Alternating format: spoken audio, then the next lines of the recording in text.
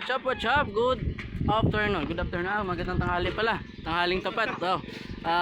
Alas 11 na yata ito.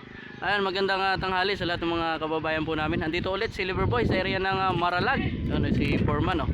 Sa area ng Maralag, sumuka tayo doon sa final quotation tayo doon kanina sa area ni Boss Arevalo. Ang kaibigan niya nagpapatayo din pala ng bahay, no? Pinapuntahan po sa atin at pinakot po yung area po nila. Ayan. Ito ay one slope lang po, ano, mga kababayan po namin. Sinukatan po natin.